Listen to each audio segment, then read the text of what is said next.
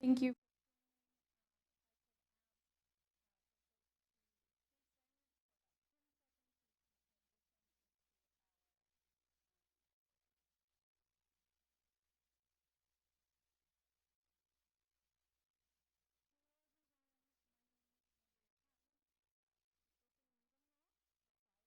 Notify the public that this meeting is being recorded. Therefore, please be aware that an audio and visual recording of this meeting is being made by Boston City TV, a part of the City of Boston Office of Cable Communications, and is being broadcast on Xfinity Channel 24, RCN Channel 13, and FiOS Channel 962. And with that, I hand it off to our chair for the evening, Ducia Lubovskaya. Thank you very much, Andrea. Good evening, everybody. As Andrea mentioned, my name is Ducia Lubovskaya. I am, or Ducia L for short. I am the Vice Chair of the Disability Commission. However, today evening I will be chairing as the chair is not able to be here. And as representative, I will call, sorry. I live in Boston, specifically in Mission Hill, and I will continue the introduction by going to Olivia. Olivia? Hi, my name is Olivia Richard. I am a resident of Brighton, and I am a member of the board. Okay. Thank you very much, Olivia. The next one, I will go with Paul Karen. Hi, my name is Paul Karen. I live in Boston, Massachusetts, serve as the secretary of the board, and try to have strong advocacy for mental illness. Thank you. Thank you very much, Paul. I'll go with Elizabeth Dean as I see you right now. Yes. Hello, everyone. I know you haven't seen me by video for a while, so it's nice to join you again in this way. I'm Elizabeth Dean Clower. I live in Back Bay, and I'm a board member. Thank you. Thank you very much, Elizabeth. I will go now with Alice Fisher, please. Hi, everyone. I'm Alice Fisher, and I live in the South End. I'm a member of the board. Thank you very much, Alice. Next one will be Charlie Kim. Hi, everyone. My name is Charlie Kim. I'm a resident of the North End, and I am here as a parent of a child with disabilities. Thank you very much, Charlie. Next, I will call out Jerry Boyd, please. Yes, I just want to make sure I was unmuted. My name is Jerry Boyd, and I live in West Roxbury, and I'm an advisory board member and happily participate on the board. Thank you very much, Jerry. I think we have Juan Carlos. Yes, hi everyone. This is Juan Carlos Ramirez. I live in Boston South End. I'm also a board member.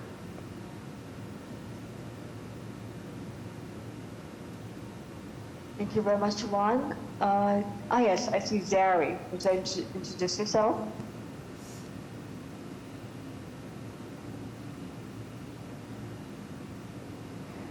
You're muted. Hi, sorry about that. This is Zari. I'm calling from South Boston. Thank you very much. I do see a few people. Andrea, is there anybody else that I do not see who I should call out? Thanks, Ducia. Everyone else is either a staff member or here as a member of the public for today's meeting. Yeah. All right. Thank you then, everybody. I think the next on our agenda will be the meeting minutes. I'm having difficulty seeing the agenda, so feel free to tell me if this will be here. This is Andrea Ducia, that is correct. Approval of last month's meeting minutes is next on the agenda, and we do have a quorum to take that vote. Perfect. Then, does anybody want to make the first motion?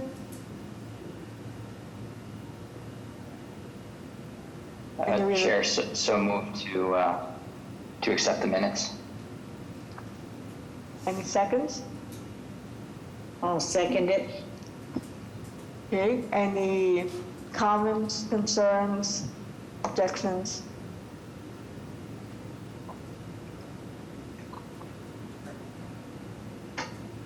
All right, hearing none, then all in favor is aye.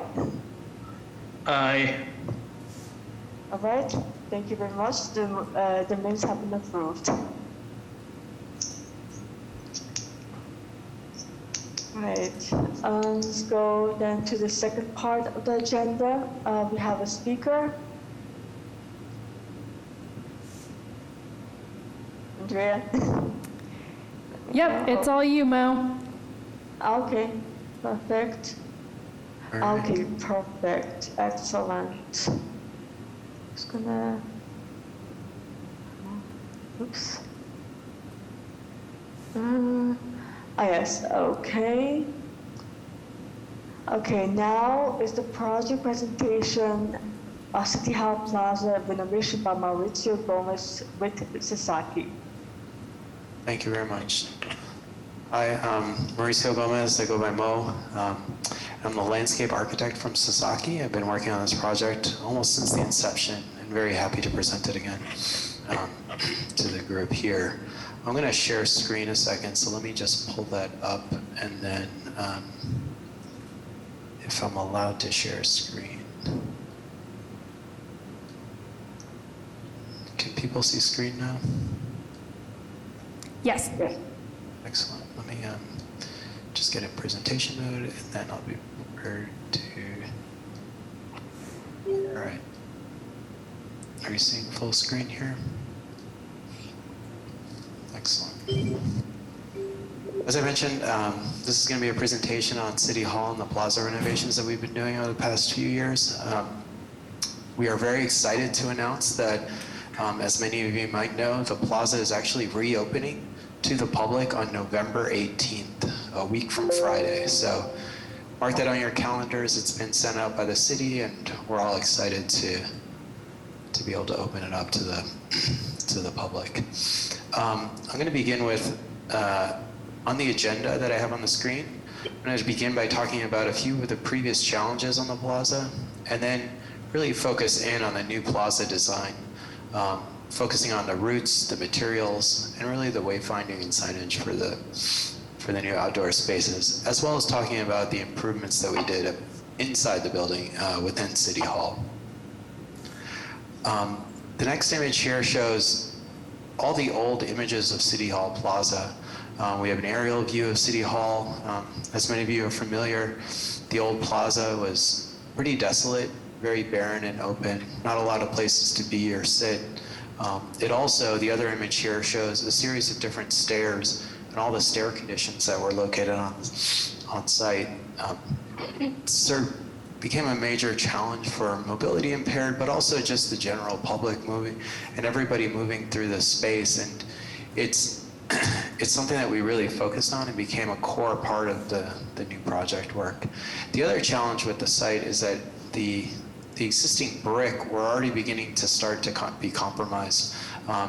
The image here shows, in the middle down here, shows some of the old brick that you often see in Boston, which is mortared together and often chipping, creating really difficult surfaces.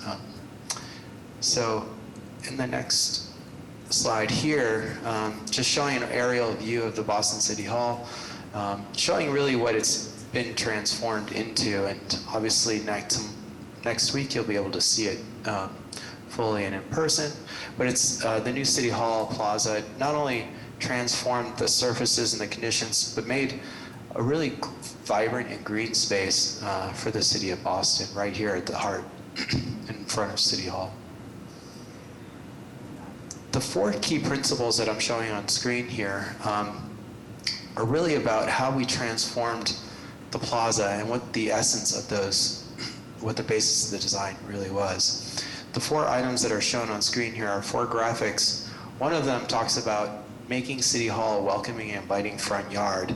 This is really about making City Hall Plaza more accessible, making it more welcoming, making it a place that people of all ages come to and really enjoy the space. The second principle that our design focused on was about making the project more accommodating and flexible for all types of events. Previously, the plaza really hosted major events, really large scale, 50,000 people type of events, but really didn't have space for smaller venues. And so what we did was right-size the plaza to both have the larger event spaces, but also create smaller event spaces throughout the site. Third item here that we talked about was really making City Hall Plaza more sustainable and resilient. And there, by the introduction of trees, by adding new planting areas, and also creating a stormwater management system, allowed us to really imbue the site with a lot of sustainable strategies. And lastly, the last item here that's showing us the core principle was about making City Hall City Hall Plaza really linked to the architectural legacy of the building. That meant using a lot of the same materials and including the brick that you see inside the building also coming out. We'll talk about how we handled that in the new design. This next slide here talks about all the different types of programs that we anticipated for the plaza. I'm not going to run through all of these, but just to point out a few of them on here that are listed. It's a series of lists. One of them is about making a new space for speaking and Speaker's Corner right there at the main entrance. As I mentioned, one of them was about creating large event spaces, but also we also introduced a new Civic Pavilion building down on the corner of Hanover and Congress to be able to make both an indoor flexible use space to complement all the outdoor space on the site. And then there are a series of other areas for children, for gathering, and creating spaces that really accommodate human comfort throughout all seasons. The next slide here shows a site plan of the new plaza and the plaza design. There's a series of different tags across the areas of the plaza, and then each one of those areas is identified by a different space. I won't run through this in the interest of time, but generally the site, as you can see through here, begins really and extends all the way from Cambridge Street to the west, all the way to Congress Street to the east. And through that, to make that site, to make it work and make it more accessible throughout, we eliminated all of the stairs that ran from Cambridge Street down to Congress Street and introduced what you see here in the center of the site, what we're calling Hanover Walk. This is now a sloping walkway that leads all the way up almost 20 feet between the two elevations, creating a fully accessible route from essentially the north end all the way out to Government Center, MBTA area. And through Hanover Walk, that spine area really gives you access to all the different program areas all the new program areas that are on the plaza. That includes a children's play area, the new Civic Pavilion, a new open north entry that we're now calling North Hanover entrance, and then a series of smaller terrace spaces that are groves of trees that have seating and benches below them. And then when you get to the top, at the culmination of the plaza space is the large main plaza that can still hold large events, large tents, and any other large concert venue. As we noted, one of the key principles of this was to really make it accessible, and that's really at the heart of what the Mayor Wu has been focused on as well too. Here's a quote showing Mayor Wu at the behind an image with Mayor Wu at the time capsule ceremony that says, "The newly renovated City Hall Plaza will be a welcoming and accessible place for all Boston residents and visitors to enjoy." So we really embraced that. The city's embraced that. We heard that from the public as well too, so we're really excited to open this space. Wall. This next image here talks about how the key focus of what we looked at in terms of universal design for this plaza space. It's a graphic that really outlines a few key things that we looked at. The first one is making sure it's it's not just accessible, but equitable use for all. Not having differentiation between access points, making it welcoming for everybody at all spots. Also making sure that all spaces had some form of flexibility of use, so that it wasn't so prescribed as function or use. And also just making sure that everything was simple and intuitive to experience on the plaza. Across the site, we have a series of, like, as I mentioned, Hanover Walk, a prominent walk that leads you from Congress to Cambridge Street, but also clearly identifiable paths that lead you to some of the other areas on site. We also made sure that there's enough signage and wayfinding across the site to make sure those needing more visual and sensory experiences have access both on the ground and on signage to be able to get you effectively through the space. And also one thing we really worked closely with the contractors to make sure to minimize any tolerance for error. Now, working with a lot of the materials, we had to make sure that everything was flush, everything was met adjacent to each other to minimize any kind of issues that you might see in some of the older brick pavement conditions. And then ultimately trying to minimize physical effort to get to places, as well as making sure that the space and size that the size and spaces of the areas are used appropriately, and accommodate all types of people and all body sizes and mobility functions. So just to go into the new plaza for a little bit, here's a slide that just shows what we're going to be talking about next, which is about the routes, some of the seating, and talking about the paving materials too. As I mentioned before, this slide here now shows an overall site plan that really describes in detail a lot of the accessible routes across the site.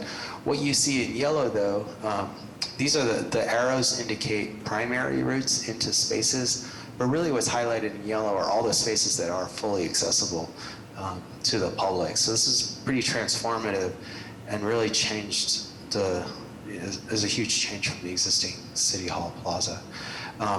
Hanover Walk is identified here in the center again, leading you up from Congress all the way to Cambridge Street. But then you can see there's accessible routes throughout all of these smaller spaces through the children's play area identified in this brown color here. We've also reopened, not only made the entire main entrance to City Hall without stairs and fully accessible leading up to the front door, but also reopened the west ramp leading you up to the 4th floor terrace, which has now been, that also is a series of steps that led you up to that space. That's now been converted into a ramp that allows you access up to the 4th floor. And then throughout the plaza, there's other areas on site that have full accessible entrance, including this new north entrance that we call Hanover entrance. The next few images are going to be a series of renderings that we had done for the project early on, and I'll describe those in a second. But really, by opening up the plaza next Friday, you'll be able to experience and see all these firsthand. And a lot of these views actually look pretty similar to what we're showing here. This first view is a view from Congress Street looking up the new Hanover Walk. It shows you the incline, a slowly sloping incline that leads you all the way to the new north entrance, as well as the sloping access that leads you up to the main plaza. On the right of this image, you'll see the children's play area, and that's really about making City Hall Plaza both accommodating to all ages and making a place that children can come to as well. So just off to the right-hand side, you'll see the children's play zone, as well as a series of access to the new pavilion, which I'll show you in one moment. This next view shows a view looking down Hanover Walk. Again, at this broad, wide path that leads you between those two spaces, between those two streets, Cambridge Street and Congress Street, really is wide enough to accommodate large numbers of people throughout the day, fully accessible surfaces and slopes leading you all the way down. And then you can see that adjacent to that are a series of planting beds. And all these planters are really there to provide shade and new plant material throughout the plaza, which is very different than what was there before, giving a lot of visual color, a lot of sensory experiences for people, and just new plants for a space that never had plants. This next image shows the new playground area. The new playground area is what we like to call the building is about brutalism, and the children's play area we jokingly call kinder brutalism or kinder brutalism at a smaller scale, using a lot of the same materials that were on site before, both using red rubber surfacing to mimic the brick, using concrete structures to mimic City Hall building. And then in this image you see the concept was about showing different cubes that children can play in. And each of these different cubes all have meet accessibility criteria, so they all have components of these that can be fully accessible to children who need the accommodation, and it includes a large slide that leads you from the upper part of this play area down to the bottom, as well as smaller slides to accommodate smaller children. And throughout the year, we also have the shade covering that's located here to make sure that the areas that don't have shade from the trees will have shade from other means. And then this next view here is a view from Congress Street looking up towards the new Civic Pavilion. This really anchors Hanover Street, so this view is shown from Congress looking up towards the Civic Pavilion, but if you're looking from Hanover Street, it's really prominent in that view corridor going down Hanover Street. This new Civic Pavilion has an accessible route leading up to the entrance, which then has an interior civic community space that can be used for all types of flexible programming.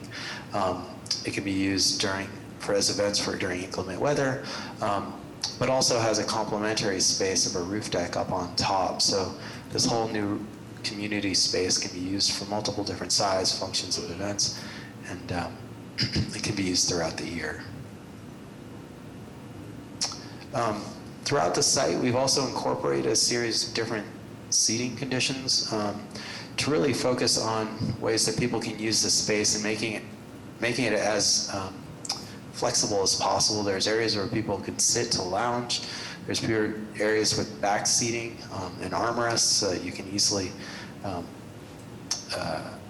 sit down into the spaces. And there's also double-tiered spaces too, where allowing people to sit at different levels throughout the space. This image shows just one example of the types of benches, but there's a series of other types located throughout the site.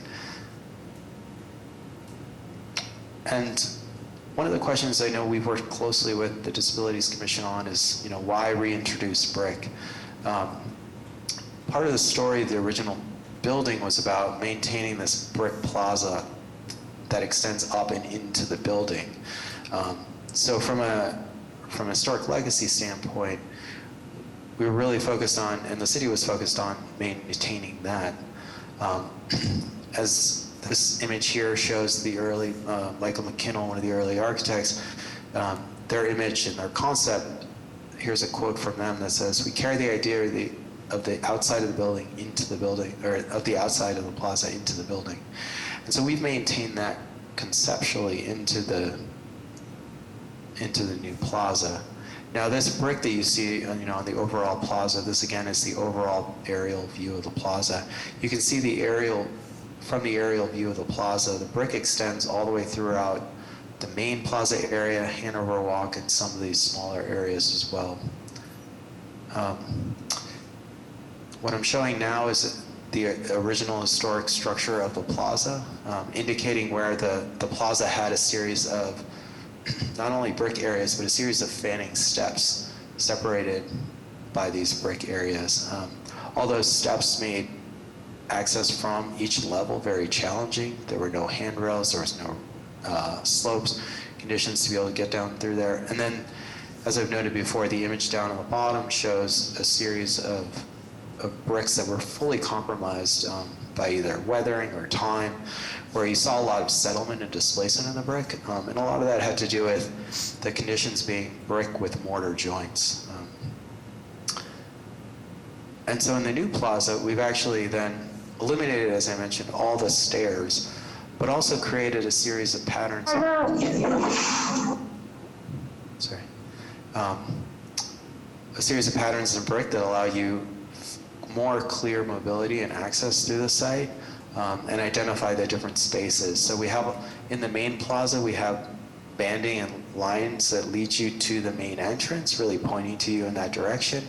And then the bands along Hanover Walk really clearly indicate the structure of the walk leading down from the upper level to the lower level. This next view shows, again, some of the older brick and the challenges that we saw with the older brick. But the use of brick really is, it's changed a lot. And we worked closely with the Disabilities Commission to talk about some alternatives for the new brick. And what we landed with was the wire cut brick abutted together with sand swept joints to create uniform flush conditions throughout the entire plaza now, not creating the potential for opening here. We also worked out the substrate conditions to be able to minimize and eliminate any type of differential settling underneath the brick. And we do have an example. This next image shows an example right in front of the MBTA Grove area that was installed about 8 years ago now, that's holding up very well in its function. They also used, this image shows the wire cut brick and a detail of the wire cut brick used here in this zone for access mobility. So we've maintained that same concept and that same principle on a concrete slab across the new main plaza. And then, as I mentioned, this next image here shows components of wayfinding that have been incorporated to the site to be able to direct people to main focal areas. There's a series of pylons throughout the site that provide, that are backlit to provide information during both, to highlight information during the daytime and at night. But also, as I mentioned, there's a series of bands and directional sort of paving patterns that get you to the main entrance and get you to main areas across the plaza that will be able to be identified on site next week. This next image is just talking about the improvements that we did within the City Hall building. Those include north entry and, as I mentioned, the west ramp. So this image here shows what the proposed entrance for this new entrance at City Hall north entry will look like. The key point of this is that this north entrance has been closed since 2001, and by opening this up gets now the public access to that second floor level, providing access to all the bill paying, to just generally public transactions that have been closed for a long time. By opening this up, we were able to also eliminate all the stairs that were in this area, as well as introduce a series of areas here of planting areas adjacent to it with a new sculpture area that you see on the right-hand side here. Within the new north entrance is a series of new lighting, and then there's a new security desk on the inside. In order to be able to achieve the access to this point and also make the access from Hanover Walk accessible, we did introduce a ramp system that leads you from that Hanover Walk down, but it's fully opened, eliminating any need for stairs or other types of grade changes from the Hanover Walk area.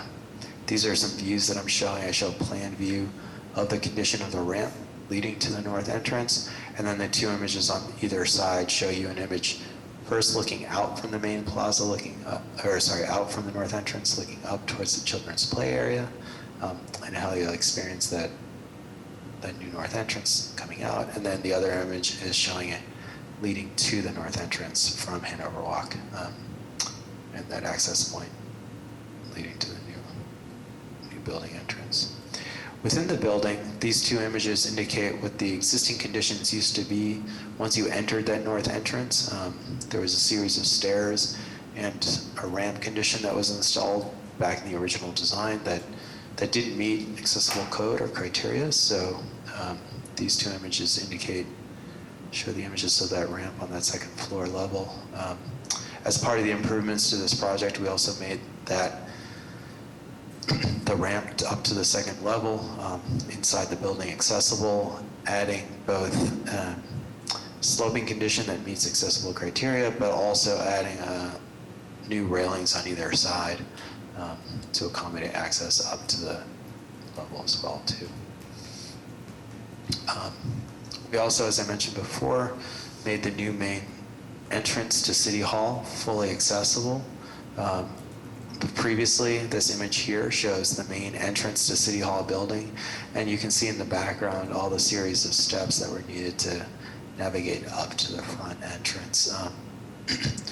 The only accessible route previously was around the stair tower, and so the change here that we made was really to open up this space, including a sloping walk that leads you up to the main entrance, eliminating all the stairs at that point, and creating a new, you'll see in the image, the next image, a new point at which we call Speaker's Corner. This image here shows the existing conditions again as a drawing. So here we're looking at the main entrance as a drawing with all the stairs in the front of the main entrance, as well as the west ramp. They used to have a series of stepping conditions on this left side here. The new entrance then, again, opens up a new slope to the main entrance, creates a new promontory that we call Speaker's Corner that becomes a place for oration and public speaking. But it also creates an access point then that creates, this image now shows a new access all the way up to the fourth floor terrace, opening the fourth floor terrace again for public use with a fully accessible route leading down from the main entrance and then down City Hall Plaza area. And this image here that we're showing is just a view of that coming from the MBTA. This image shows City Hall in the background with this opening up Speaker's Corner and then the new route up to the main entrance of the building. And you can see the main plaza in the background here too.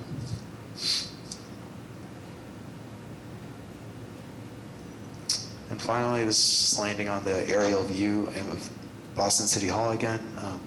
This new green space, again, we're very excited to be able to open this plaza up to the public next Friday. We hope you all can join us and enjoy this new civic heart of downtown Boston. Thank you. Stop share, or I can leave this on if I'm not sure if questions, or do we? If you want to pull it down, yeah, then our chair can open to questions. Thank you. Great. Yeah, thank you very much. Sorry, I probably butchered your name. But yeah, this is Ducia, and I just want to say, first of all, thank you so much for your presentation. I do have comments, but I want to first let the board and then the audience say their questions or comments. And I think I see Jerry Boyd. So Jerry Boyd, feel free to make a comment. Thank you. And again, I echo Ducia's comment. Thank you for presenting to the board, and thank you for actually including us throughout the process, of making the planning of making the City Hall Plaza renovations more accessible. I might have missed this. I had to step away for a moment at the beginning of your presentation, but the plans that you've outlined, they'll be completed in several phases, correct? And the phase one is the one that is complete now or will be complete shortly. Is that correct? That's correct. Primarily what we're showing on the plans is the completion of phase one. And what's opening next Friday to the public is approximately 90% of phase one. There are some areas that the contractor is still working on.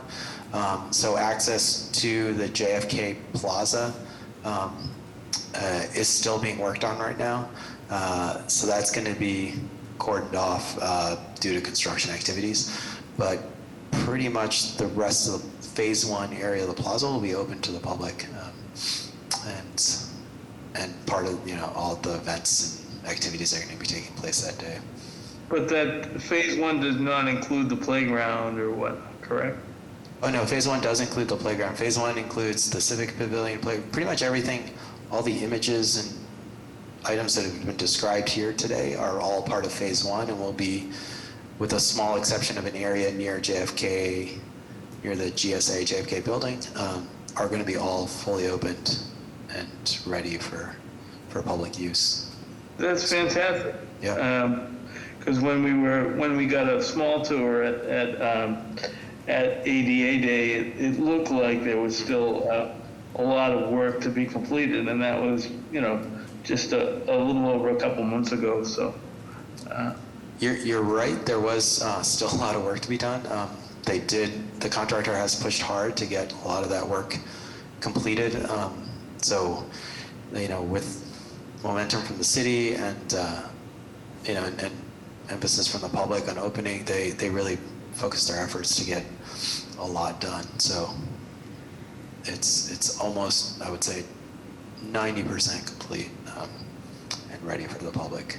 Well, that's great. I was lucky enough to participate in the tour on ADA Day in late August, and regarding the bricks or the brick that we, that the commission and the city and you guys have discussed and went back and forth. I found it to be very, very, very, very walkable, very comparable, as you said, to the brick, at the government center T area, and hope that it does withstand weather conditions and whatnot for many years. Thank you.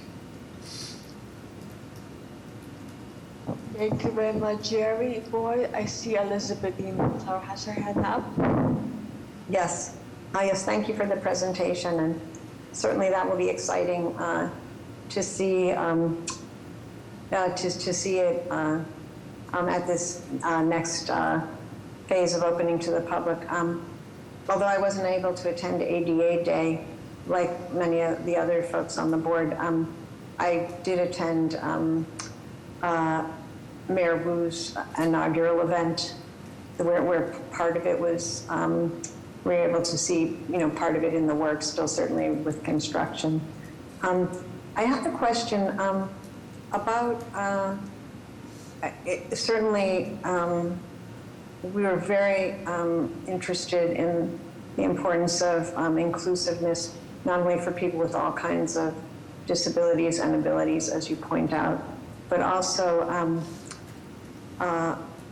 across the age spectrum and people with different interests.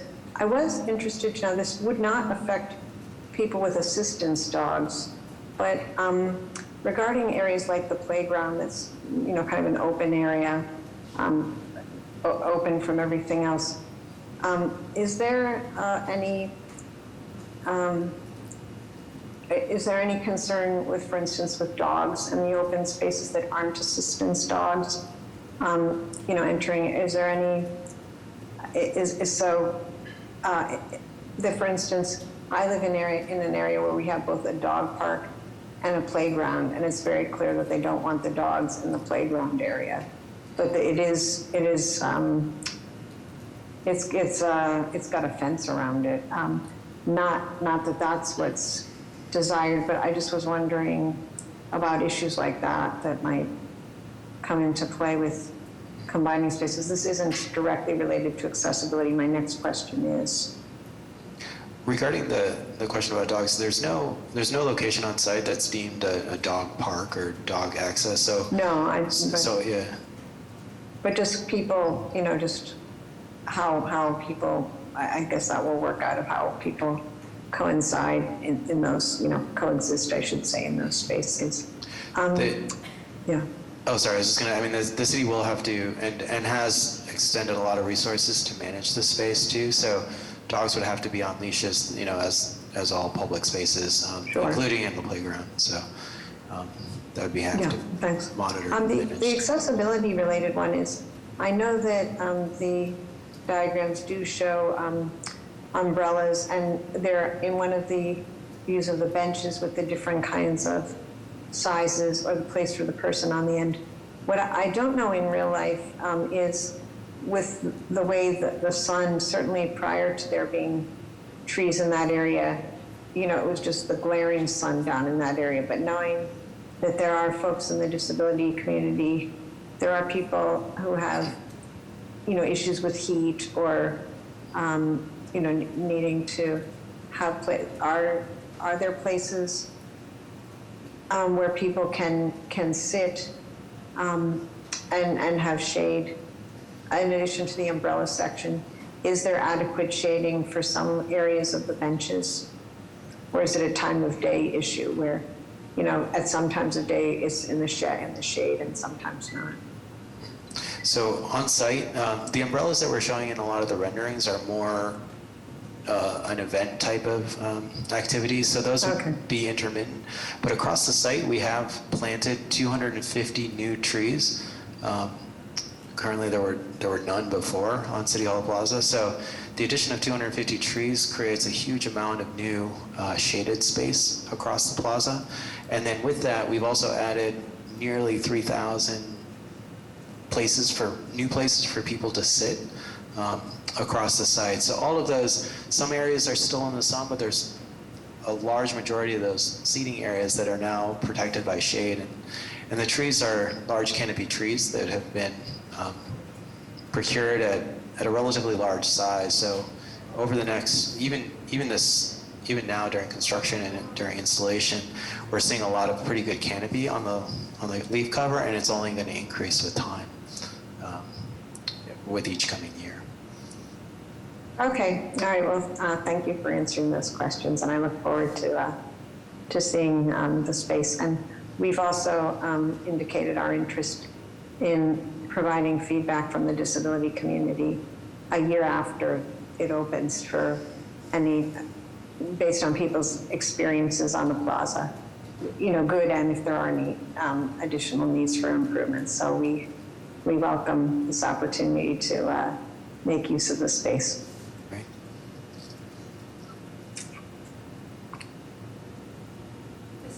This is Andrea with the commission. Just want to chime in. Elizabeth, we definitely will follow up on that with the property management team.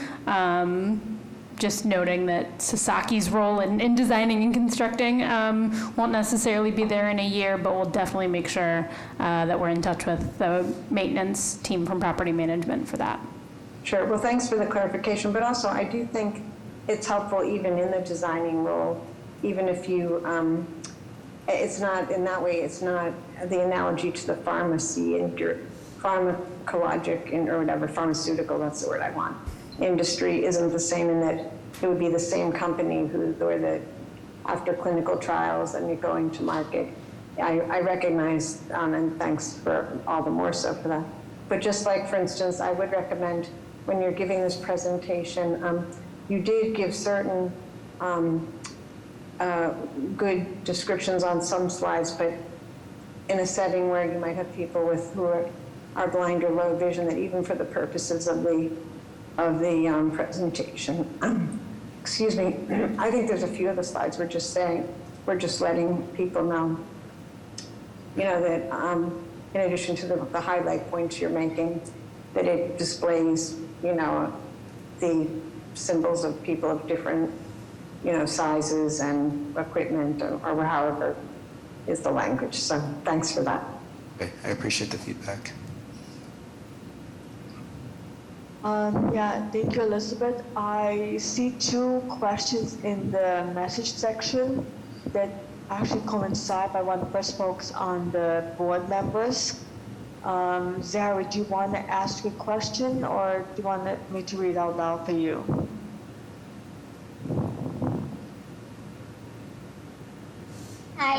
My question is, well, first I said that I loved it. And then my question is, you mentioned service dogs in one of the slides. Is there a designated relief area?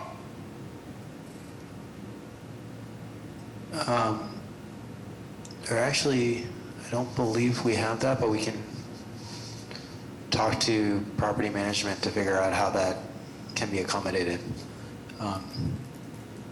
There wasn't the point was there wasn't a dog park area for the public dogs, but service relief is certainly another item that we would need to coordinate with PMD with on making sure that that can be accommodated. Yeah, thank you. Yes, that question coincided with one of the board members who was wondering about service dog. So if there's a location, if there's an area in the park for service dogs, like relief area or anything like that. That was the question from one of the board members. So, I mean, I think you answered the question, but if you want to follow up, if you want to add anything to that, that would be greatly appreciated. Yeah, I'll take note. We don't have a dedicated service dog relief area, so that's something we'll have to coordinate and discuss internally with the city to figure out how that can be accommodated. I appreciate that. Is there any other questions from any board members?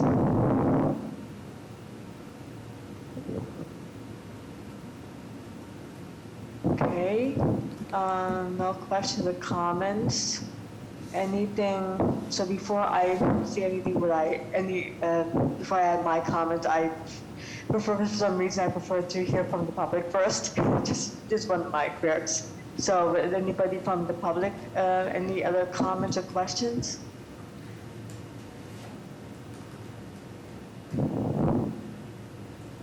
Going once, going twice.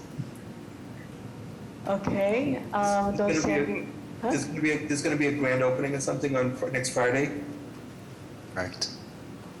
What's going to happen on next Friday? Next Friday is the grand. The city's calling it the grand reopening of the plaza. It's going to take place from 11 a.m. to 2 p.m. with a night portion from 6 p.m. to 8 p.m. There's going to be 11 to what is it? 11 to 2 p.m. on Friday, November 18th. It's going to have events and the food and programs for children as well. The actual speaking portion is from 1 p.m. to 2 p.m. on Friday. The mayor is going to present, and there's speakers as well as a ribbon cutting ceremony sometime during that 1 p.m. to 2 p.m. window. And then at night, there's going to be slideshow displays and other nighttime activities as well from a 6 p.m. to 8 p.m. window. 6 to 8. Okay, well, thank you very much.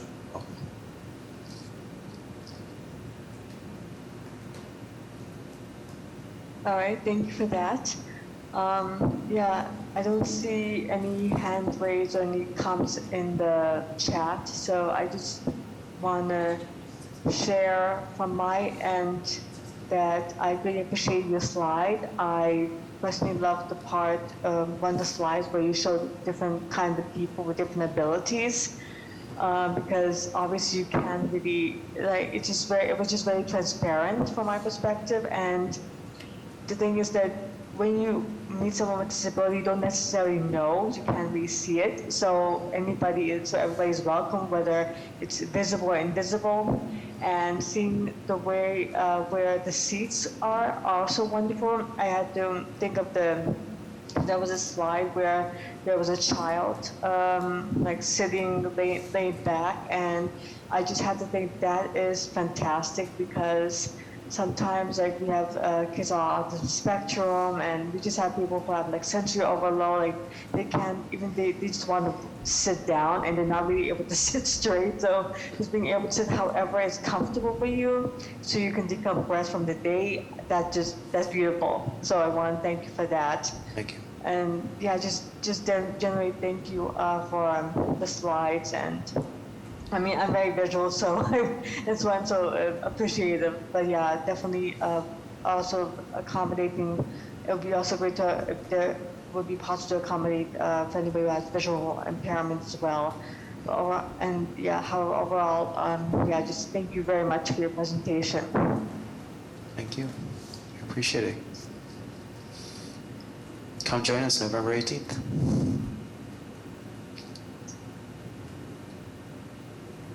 All right, Andrea, I would say the next on the agenda would be sorry, was the Islands report.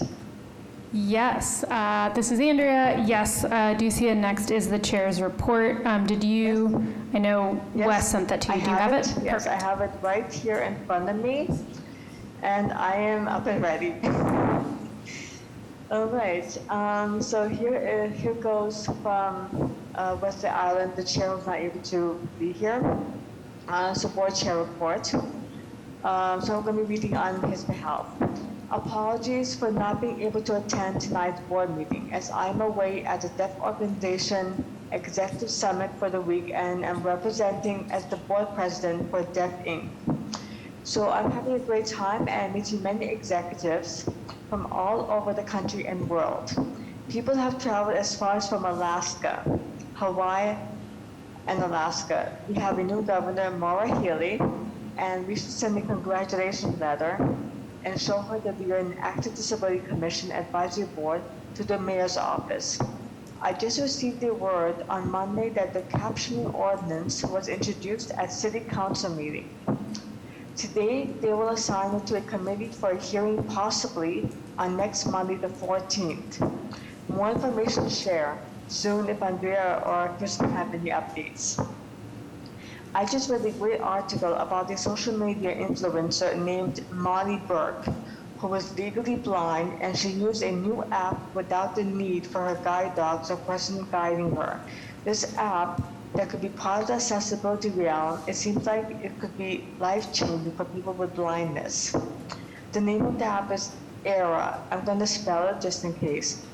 A-I-R-A. Andrea, I'm just going to need you to insert the link that Wesley sent here. I'm having, yeah, just please. I can do that. Oops, sorry, that was loud. I can do that. Okay, perfect.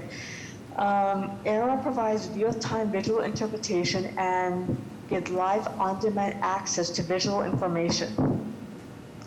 And lastly, Thanksgiving is almost here. I wish you all a good holiday, and this may be a tough time for some specific folks in the disability community, whether they are meeting family and friends for a meal, and they may feel excluded from the conversation or activities, but please be an advocate for others and include others if needed. Thank you. That's the end of Ireland's report. All right, now I'm going to go to the next part.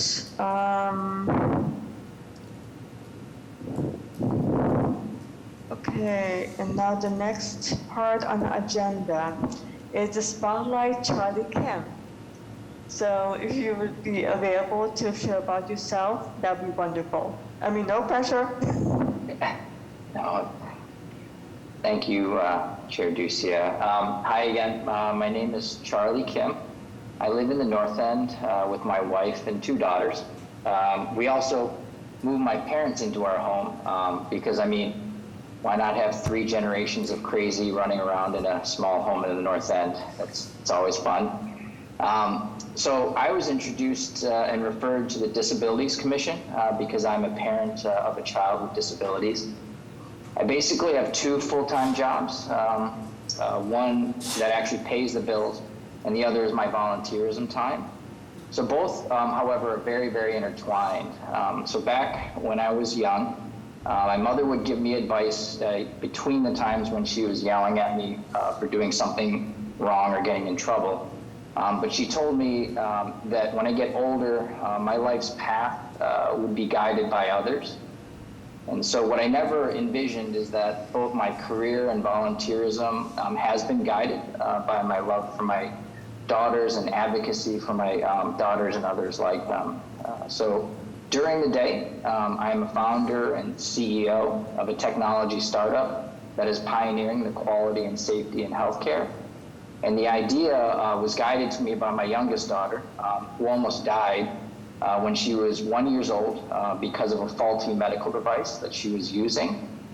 And from my volunteerism time, I continue the advocacy for my youngest daughter at her school, the Horace Mann School for the Deaf and Hard of Hearing, which is a Boston public school. So my advocacy grew from being the voice of my daughter to one of the voices in her school community, in the deaf community. From there, I was guided to advocating more broadly for children with disabilities as I was appointed the vice chair of the Boston Public Schools Special Education Parent Advisory Council. So today on this Disabilities Commission Advisory Board, my hope is that I will be able to positively contribute to the advisory board and the commission, and also help expand collaborations to families that have children with disabilities throughout Boston. So, thank you. Thank you very much, Charlie. I have no words, and I just want to share I'm not sure if sympathy is the right word, but I want to say I'm deeply sorry for what happened to your child many years ago. And I am incredibly grateful to have you here on our board, especially as a parent and someone who's already experienced in advocacy, especially in the school of your child. And just want to say thank you very much and welcome on board. Thank you. Now you have the commission's report. Kristen Rakash. Thanks, Ducia. And thanks, Charlie, for sharing that story about yourself. It's great to welcome you on board, especially, like you said, your desire to be a liaison with the Boston Public Schools. We really appreciate that. So good evening, everybody. I think Andrea is going to pull up my report.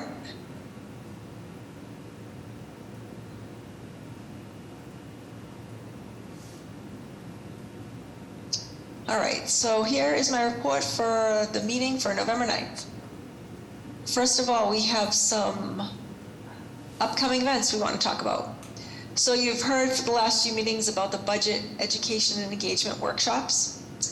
These are workshops that are being put on intentionally to engage underrepresented communities, to let them know about ways they can participate in the city budget.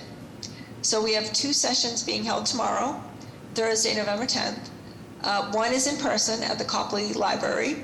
That's from 3 to 4, and that's specifically focusing on the disability community.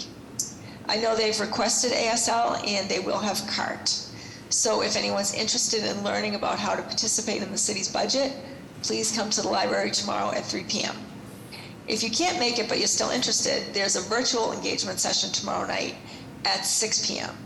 And Colleen, can you put the link to that in the chat if anyone's interested? Yes, I can do that right now.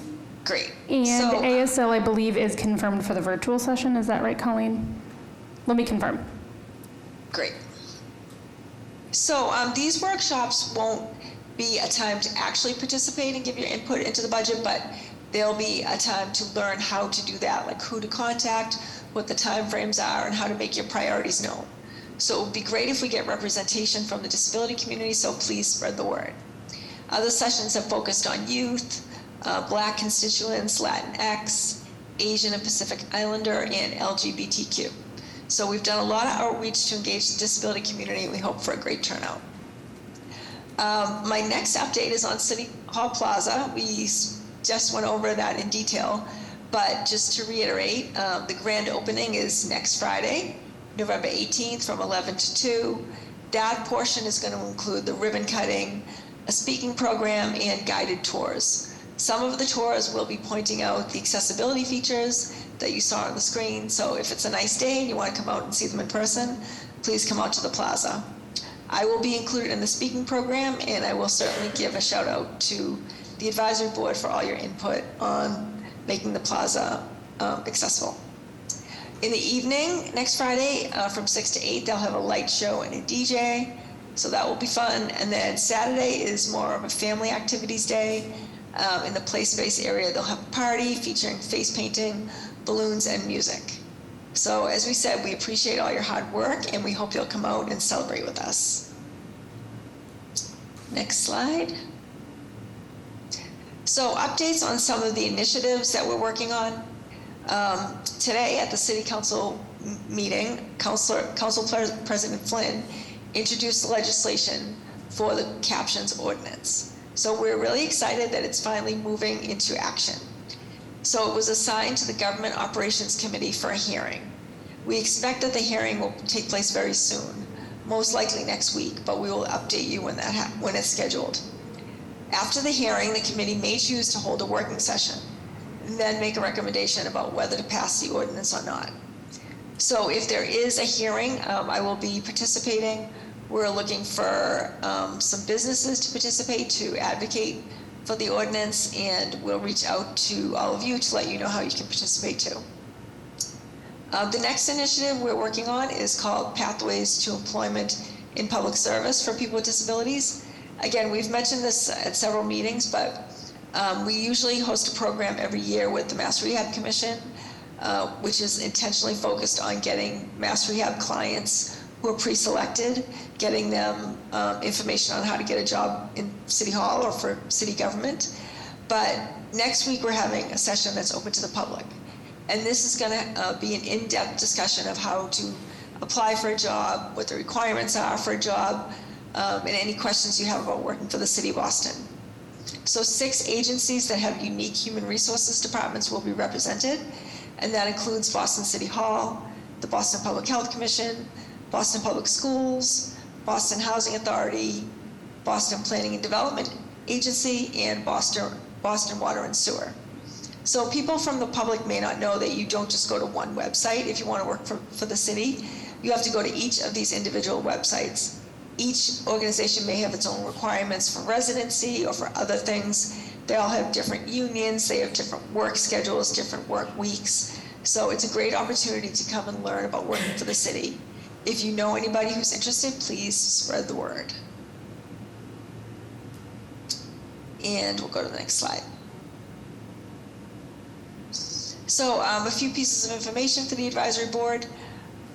You may or may not know that you are all considered special employees of the City of Boston, and as board members you are held accountable as such. This means that you are required to do an ethics training and required to act according to the parameters of being a special employee. The Office of the Inspector General does give trainings several times a year, and we encourage board members to take them if they're interested. There is a small fee, but we can reimburse you if you're interested in participating. I've done it once and it was very helpful and it lays out the parameters very clearly. So if you have any questions, feel free to email me. And there's also a website where you can look up information on that. I don't know if you could find a Colleen and throw it in the chat, but if not, we can email that info to board members. And then the last piece of information I have on this slide is about the 2023 board meeting schedule. We're still planning to hold our board meetings on Wednesday evenings, but we don't have the schedule just yet. We're definitely going to look at keeping them virtually at least through April, and then in early 2023 we can start discussions of coming back in person, and we'll also look at elections for our board positions. And we'll go to the next slide. So then this is my update from last month about the Boston Public Schools transportation issues. So after the meeting, board members had raised some concerns. So Andrew and I met and we talked through a lot of the issues that were identified by the board, and we looked at potential ways that the board could get involved. So first we looked at what the limitations were, where the advisory board is going to face barriers in getting involved with the transportation issues at the Boston Public Schools. So as I think we mentioned at the last meeting, BPS is its own government entity, separate from the City of Boston. It has its own facilities department, own transportation department, and its own human resources department. So in that way, we don't have direct contact with facilities or transportation, unlike our colleagues in City Hall. It's kind of like the workshop I just mentioned. The city has separate agencies that run their own show. So BPS is totally separate from transportation and human resources and facilities at Boston City Hall. BPS also has its own boards and committees. As Charlie talked about, there's a special education parent advisory council. We all know the school committee. So they have their own boards that do oversight of their work. However, we did look at potential opportunities for the board to get involved. So BPS does fall broadly under the mayor of Boston as a city department. So we definitely have some connection. And so far in the last few months, our office has established several connections with BPS, which we're really excited about. I am part of the Special Ed Systemic Improvement Plan, which is a requirement that the Boston Public Schools create in order to avoid a takeover by the state. So I attend monthly meetings with that committee, and we're working hard to get out the program and policy document and update the special ed program so that it is meeting the minimum standards to be acceptable to the state Department of Education. Our staff is also working with the public schools consultants on an ADA assessment of all the school buildings. And moving forward, we're going to be working on planning for accessibility in the schools. So at this point, it's only been a few weeks since the last board meeting, so we haven't gotten any farther than this, but I will say we can provide an update, probably not for the next board meeting because we know it will be holiday time and a lot's happening between now and then, but for the first meeting of the year in January, I think we can come back with some more details and some more potential next steps that the board can get involved with. And I think that's the end of my slides, but before I open it up for questions, I want to turn it over to Andrea to see if she wanted to comment on anything that I had mentioned. Thanks, Commissioner. The only additional comment I would have is just if you have any additional questions, comments, concerns as board members, members of the public, disability@boston.gov is really the best way to alert us to concerns or specific experiences or ask us questions about these events. Whether that's, hey, I want to come to the event on the 17th, send an email to disability@boston.gov and I can get you the link. Or if it's, I've had an experience with BPS transportation I want to tell you about, let us know. We are following up on all of this, and we'll let you know as soon as we have anything in particular. I did just put disability@boston.gov in the chat. I'll also drop our phone number in TTY.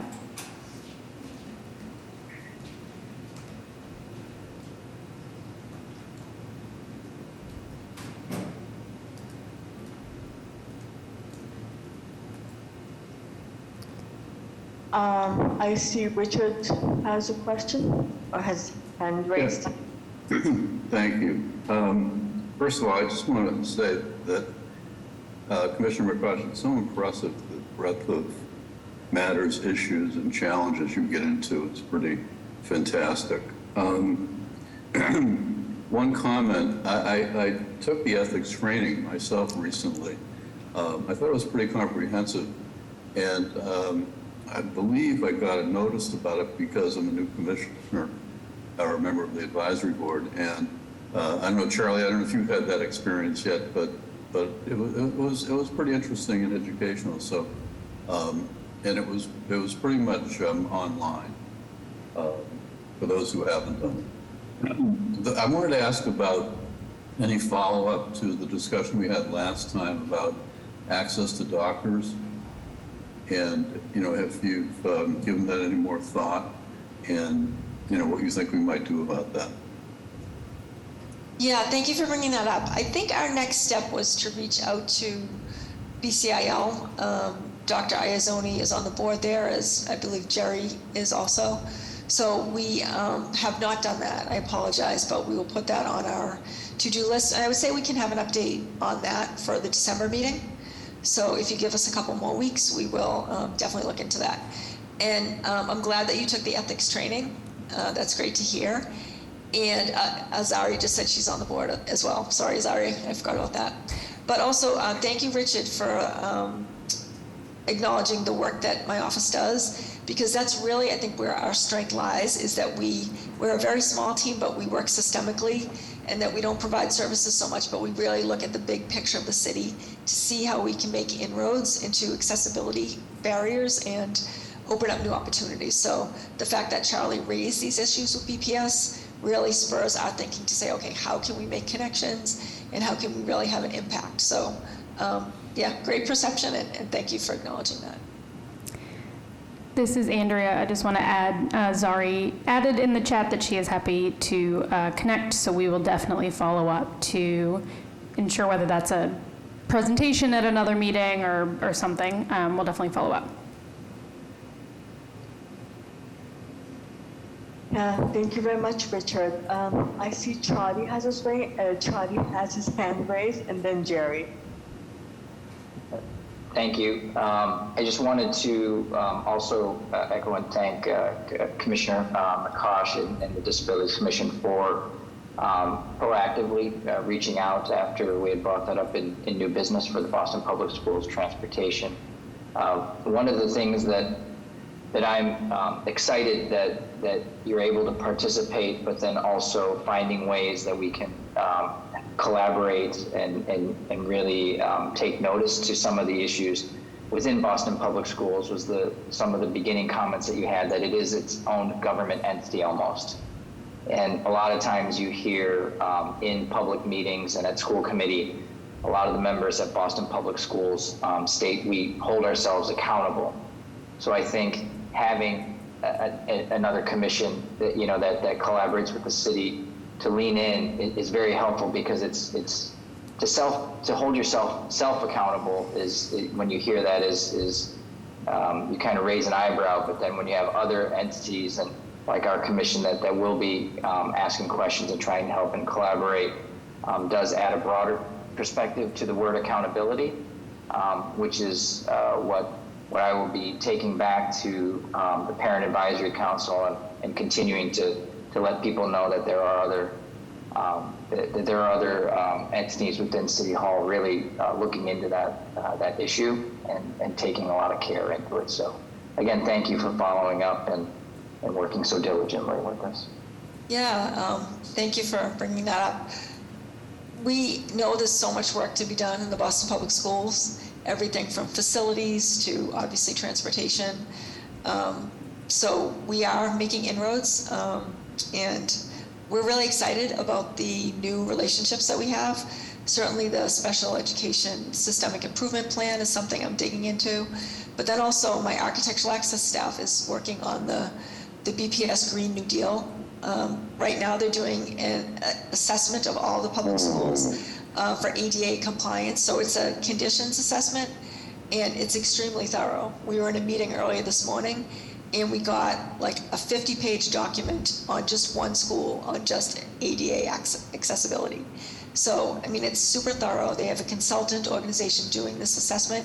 So when this is completed, we'll have a picture, documents, probably thousands of pages on the accessibility conditions of all the schools. So with that information, we'll work closely with the facilities department to ensure that they focus on priority schools, focus on accessibility as a priority, and then really look at moving forward, like we always work with them on new schools, so they're fully compliant, and even more than compliant, they offer ideal access, but how we can bring the current schools up to, at least up to minimum compliance and hopefully better. And I know, Andrea, you had a chance to look at the document.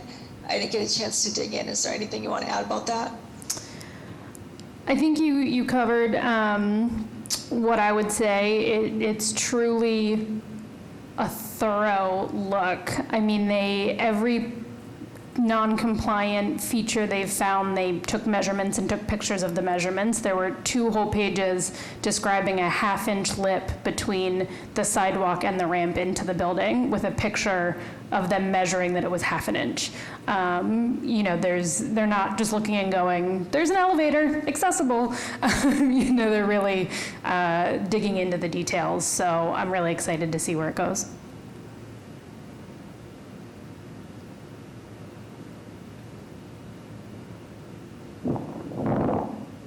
I guess Jerry's now on, and I see Elizabeth also has her hand up. So first Jerry. Yes, thank you. Thank you, Chair. I appreciate the opportunity. Commissioner, just a couple of points of clarification, if I may.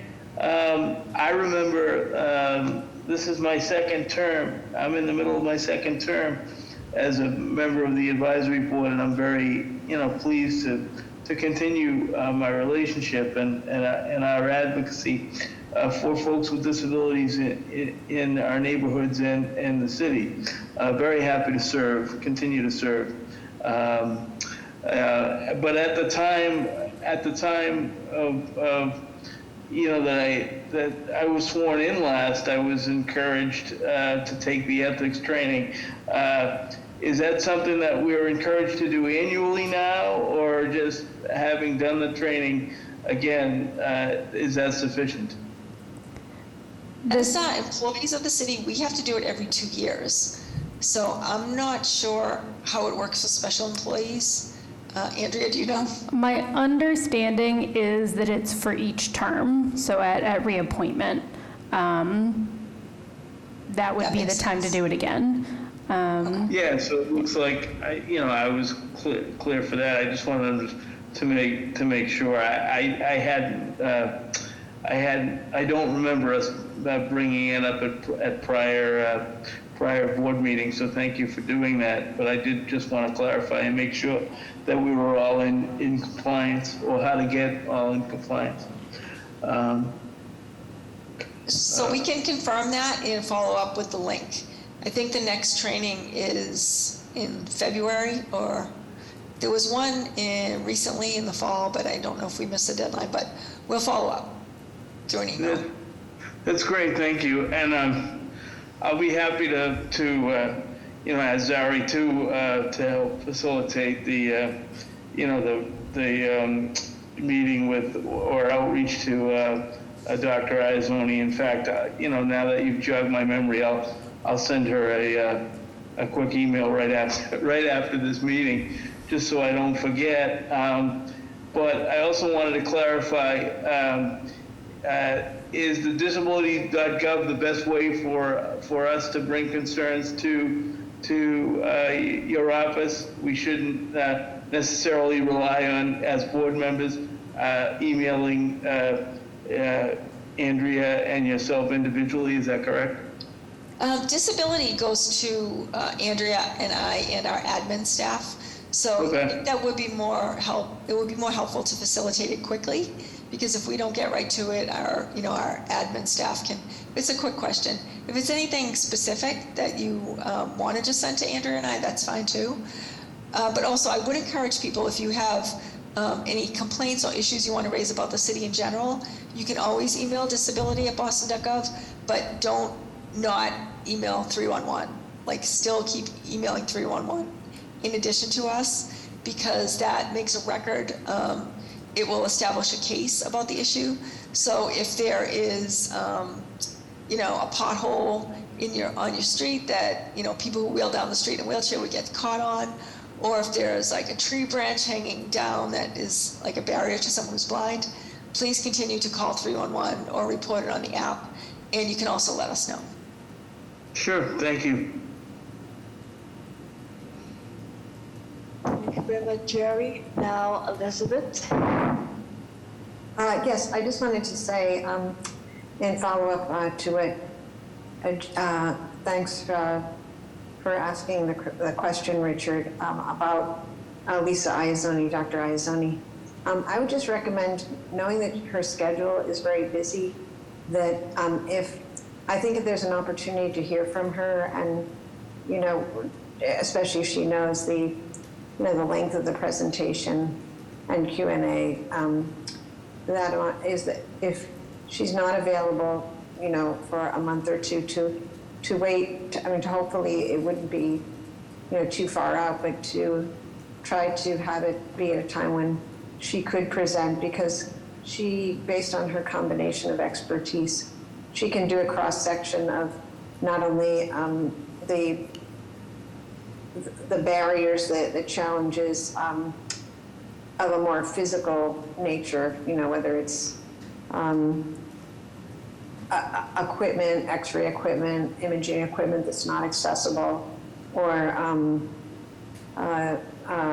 exam table heights, lack of sitting scales, those kinds of things, as well as part of what was also being addressed was attitudes, physician attitudes. So I think she could give an excellent, you know, cross-section overview.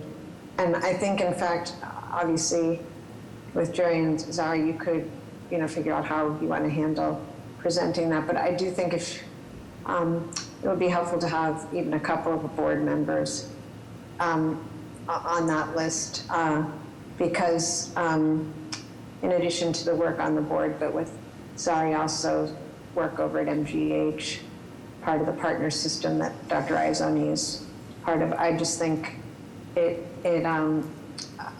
might be helpful for the invite to include that, and hopefully she will be able to meet with us soon, because these issues are only becoming more pressing. You know, with as we saw with COVID issues, that some of which with the commissioner's role and through your office, there were able to be some additional options. But I think having someone with lived experience who also is a recognized expert in the field, you know, is very helpful to help guide what we can do next. Yeah, So- I can reach out to Dr. Iazoni as well, and we'll see if we can schedule her for our January meeting. Well, we can try for December, but like you said, she may be very busy, but if not, we'll try for early next year. And I think really, like you said, her combination of medical expertise as a doctor and as someone with a disability is really key. And I think just even like if she can do a short presentation and then really just get into a Q&A with board members, because I know you have a lot of questions, and she's definitely someone who has answers, even if they're not answers that say issues are resolved. She can answer and point us in the right direction of how we can get involved. So yeah, we'll definitely reach out to her. And also, I know BCIL has done a lot of work with the hospitals. I'll reach out to Bill Henning, who's the executive director, to see if he could speak to that, or maybe someone else from BCIL could talk about the work they've done to increase access at some of the hospitals. Well, I wasn't planning to have given Zari a shout out, but she deserves it. That it so happens that some of my own health care occurs over at MGH, where she has her leadership role for accommodation issues, and I've called upon her knowledge and request for assistance where it wasn't even with their knowledge of my situation, just in an as you find it situation, something that needed resolution at MGH or in the Brigham, I mean, in the in the hospital system, in the partner system. Yes, So, Zari definitely deserves a shout out. I'm happy I to do know, it. yeah, I know that Boston Medical Center, where I go, they've also done a lot of work, BCIL on access there, and they have really good access too. But of course, every institution has barriers remaining, so we'll definitely put this on the agenda for a near-term future meeting. Sure, and hopefully what else might be helpful about the new year is it might be that some of our own board members have different availability one month versus the other, but thanks.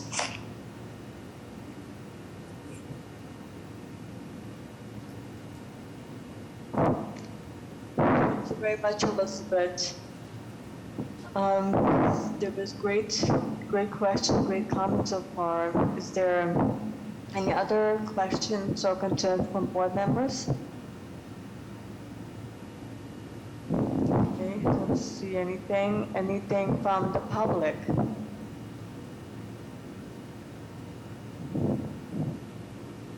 No, nothing. Okay, thank you so much, Kristen, for your report. Thank you very much, very appreciate it. I'm definitely going to check about also signing up for the professional course.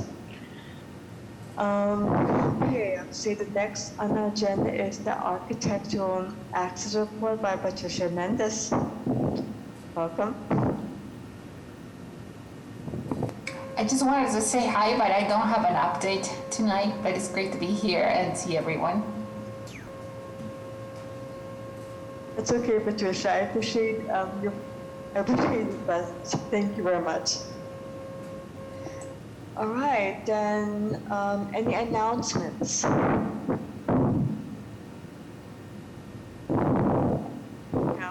announcements? Oh, Olivia, please. Yeah, I just wanted to say to Patricia's team, and Patricia, I don't know if you guys have seen the new APS boxes that they're putting in that you can wave at. You don't even have to touch them anymore. There's one at the corner of Washington and Quarry Road here in Brighton, and those things are awesome. They're loud, they're clear, you don't have to touch the button, so if your hands are full, you just can like wave your head at it, or they're fantastic. So transportation is great. Great, I haven't seen them, but I will check them out. I'll email you a video. Perfect, thank you.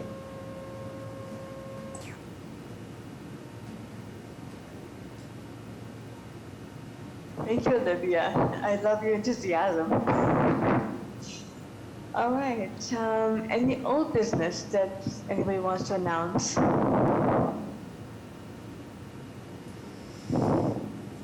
Okay, nothing in the chat. Any new business?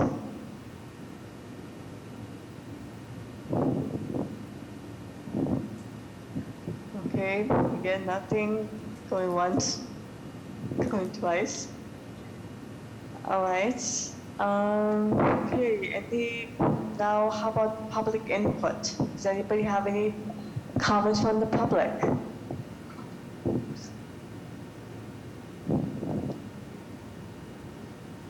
And if it's easier in the chat, feel free to put in the chat.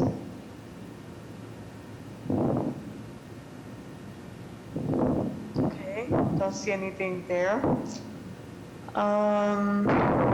7 p.m. and we still have time. Lucia, my apologies, Elizabeth. Could I make one announcement? Sure, yeah, no problem. Yeah, sorry, I just remembered this. Last month, folks, I had mentioned that RTAG, the Riders Transportation Access Group, would be having a listening session on November 17th. That had to be moved. That will not be happening this month. And so it might be happening in December, but they're trying to figure out dates and interpreter availability. And there are a couple of just issues that need to be resolved. So I did want to just make sure the board knew that will not be happening this month. It will be happening, if not in December, then in January. But I'll make sure to get you the information for your networks of when that will be coming up, the RTAG topic. So regarding paratransit transportation, the ride transportation will be regarding safety, so it's an important topic. It will take place between 5:30 and 7:30. It's usually on a Thursday, and so whichever date we're able to line up availability of the people who need to participate, I'll make sure I forward, but it won't be this month, so thanks.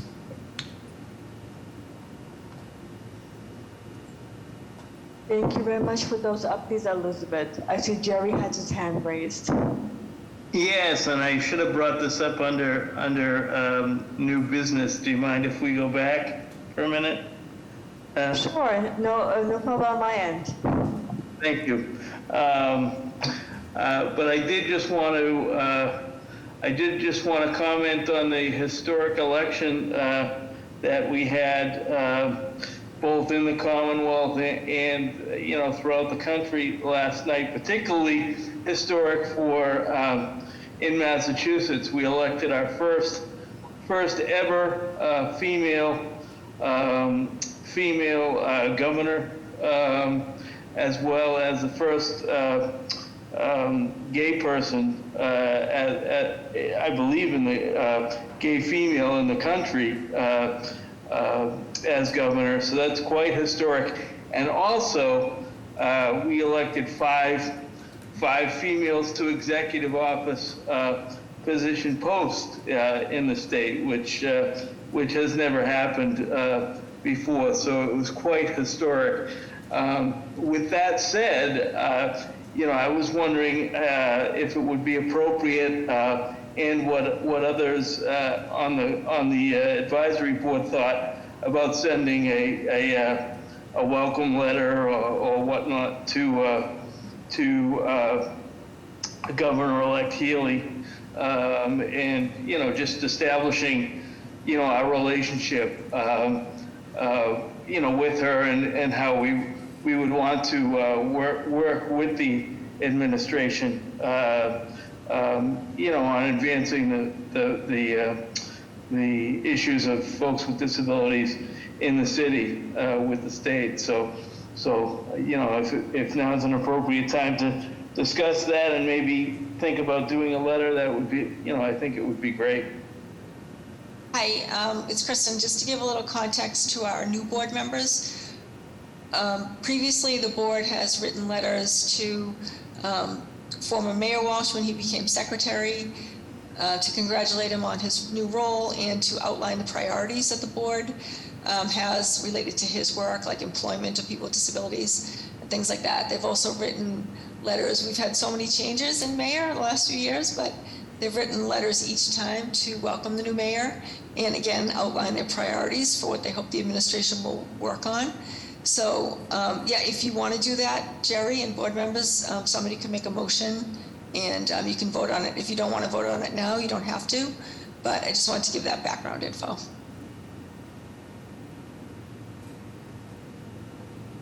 Thank you very much, Kristen. Nakash. So yes, and Jerry, would you like to make a motion? I would like to make a motion that we draft a letter to Governor-elect Healy. Just again outlining our priorities. As a advisory board and our hope to work with her and the new administration, on advancing those priorities, at the statewide level. I second that. Sorry, who seconded? Richard. Oh, thank you. All right. Anybody has any comments, concerns? I don't have any concerns, but I wonder if we ought to maybe send a letter also to Andrea Campbell.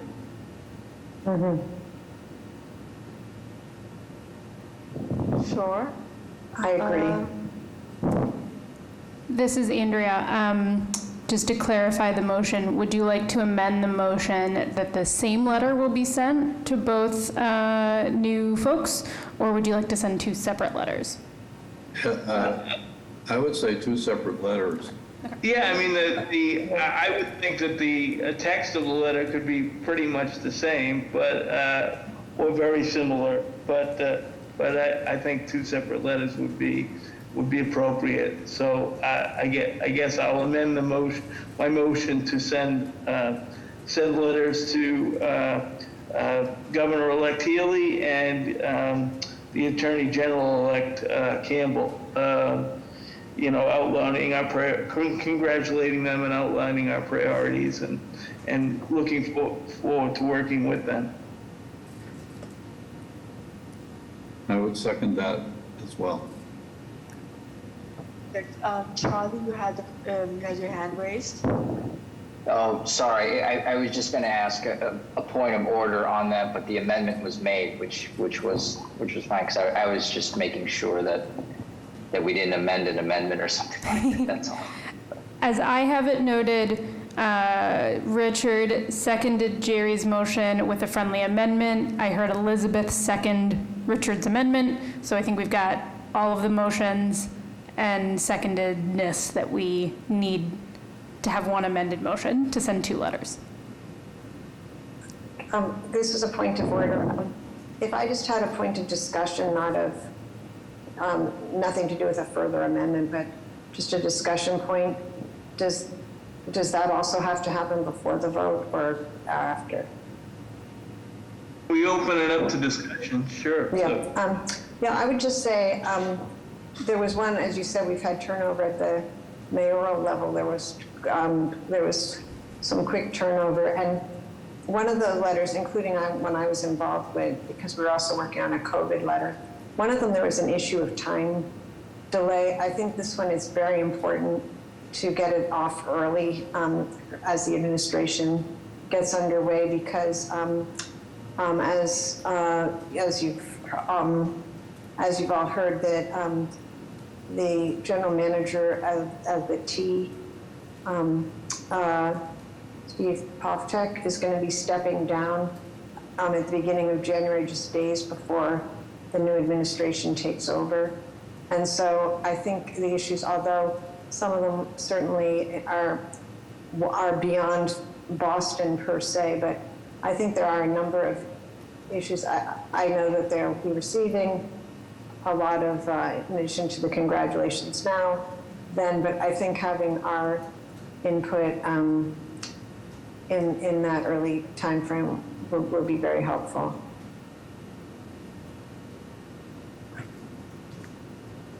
And also that on the amended letter, I agree with you, Jerry, that as far as things we want to work on the administration, those are very similar, but given that they have different backgrounds and their own backgrounds are slightly different, I would imagine, besides just literally what the position is, there could be a one sentence that is tailored for each person.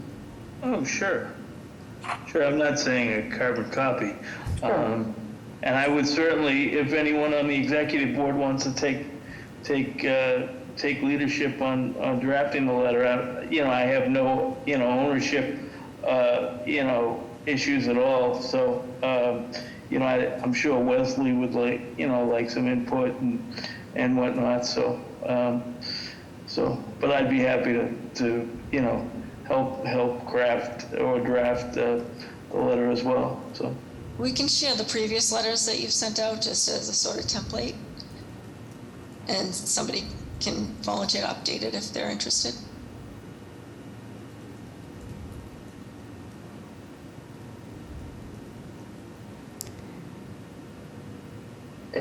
Charlie, you wanted to operate? Yes, just a quick question because of being new for this, just to support Elizabeth's question on speed and urgency.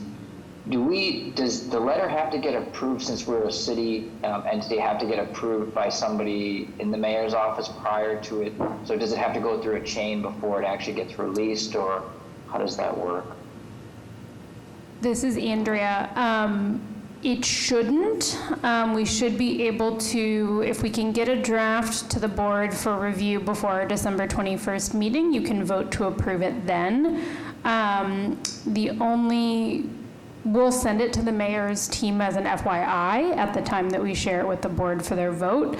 And if the mayor's team has any concerns or comments, they can raise that at your December 21st meeting. The only things that would need to go through her office for approval would include sort of speaking on her behalf, if that makes sense. Like if you were to say, the mayor's gonna vote on this, we'd need to check that she, plans to veto or whatever the action is. So a statement of this board's priorities and concerns, no, you can vote on it. We'll give it to them as an FYI. If they have concerns, they can, communicate that. And just to build on that a little, Charlie, just for your information, because I know you're new, and other people might not know this either, but we have regular meetings with our cabinet chief. We're in the equity and inclusion cabinet, so we meet regularly with her for updates, and we always include an update on the advisory board. So she's always briefed on what we're working on. So we certainly mention letters. And I think if there were any things we were concerned about, like talking about the Boston Public Schools bigger picture, we definitely want to run something like that by her, but or by the administration, at least certainly our cabinet chief. But with this is just a welcome and outlining priorities, like Andrea said, we'll send it as an FYI, let our cabinet chief know we're working on it, and yeah.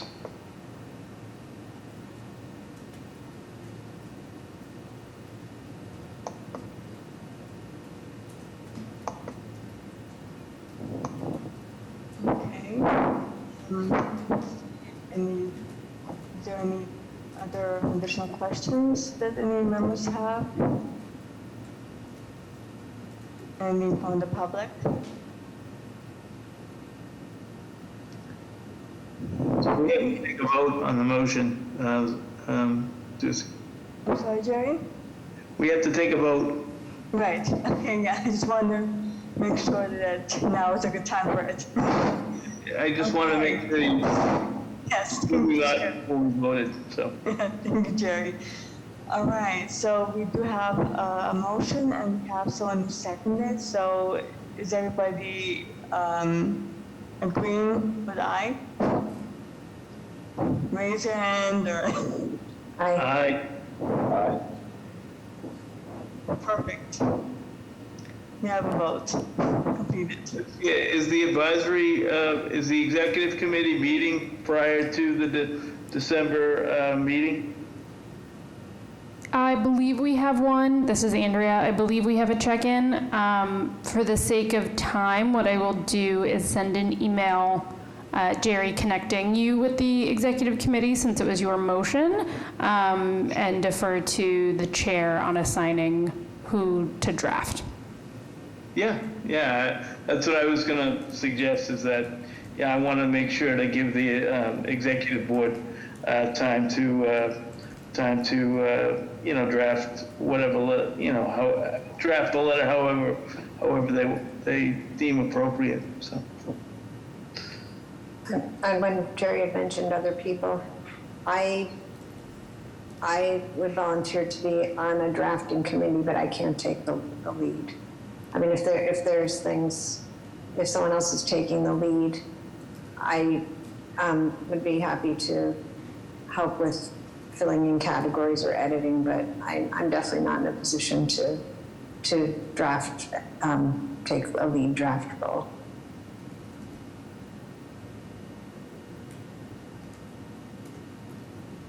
Andrea, I think that we can discuss this via email or so with Berkeley Island, so we can all decide. We can agree on who can facilitate and who can write the first draft. It shouldn't be an issue. Okay, it's actually still quite early, but we can. Yeah, Barry? Carol is not here. I'd be happy to make his favorite motion if now is an appropriate time. Sure. Yeah, sure, Jerry. Yes, you are welcome to represent. You're welcome to represent Carl this evening. No worries. In honor of our fellow board member, Carl, who I hope is seemingly maybe on vacation. I saw some social media pictures today, of him maybe on the West Coast. So I hope he's enjoying himself. in honor of him, I would make a motion to adjourn the meeting. All right, any seconds? Second. Okay, Olivia and Richard second the motion. All right, then, everybody in favor? Aye. Okay. And as the commissioner said, happy Thanksgiving and happy beginning to the holiday season for everyone. Well done, Lucia. Thank you I for being second here. that. Happy Thanksgiving and happy holidays to everybody. Yeah, and thank you for being our chair. You did it. That went very well. Thank you. Yeah, you did an awesome job again, Lucy. I think you've done a couple now. So. Oh, she has, but it's still worth it. It's worth stating again. Always. Thank you very much. I'm honored. Thank you very much, all of you. Take care, everyone. Be safe. Okay, thank you. You too. Good night. Bye. Good night, everyone.